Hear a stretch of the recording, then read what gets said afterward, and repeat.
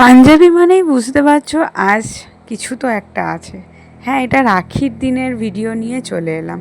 অনেকটা লেটে এলাম সবার রাখি উৎসব দেখার পর। আমাদের ছোট্ট সন্দেশের এই বছরের প্রথম রাখি উৎসব। তো তার দিদি প্রথম তাকে বেঁধে নিচ্ছিল, আর ভাই বোনের নতুন জামা পরে খুব সুন্দর লাগছিল দুজনকেই।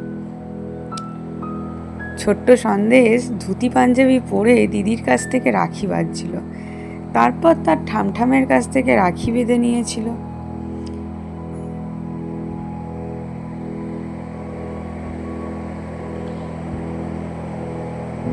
কেমন লাগছিল সন্দেশকে সেদিন ধুতি পাঞ্জাবি পরে, বলতে ভুলো না কিন্তু তোমরাও। এই যে ঠামঠাম তার রাখি বেঁধে নিল।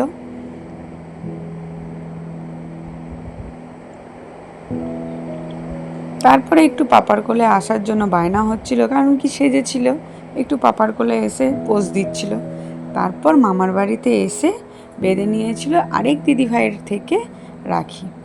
তো প্রতি বছর আমি আমার দেওরদেরকে রাখি পরাই, তো এই রাখি বেঁধে নিয়েছিলাম দেওরদেরকে।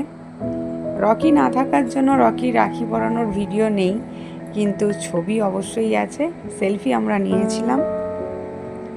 এখন ছোট্ট সন্দেশ কাকাইদের কোলে কোলে ঘুরছিল।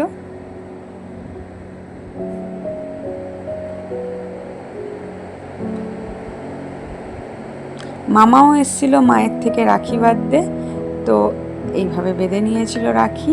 আর ছোট সন্দেশ গিফট দিয়েছিল দিদিভাইকে জামাটা, আর ঠামঠামকে ছোট্ট একটা উপহার ব্যাগ। তারপর আমরা সেলফি তুলে নিয়েছিলাম দিদিভাইয়ের সাথে। এইভাবেই শেষ হলো আমাদের রাখি উৎসব সেই দিন।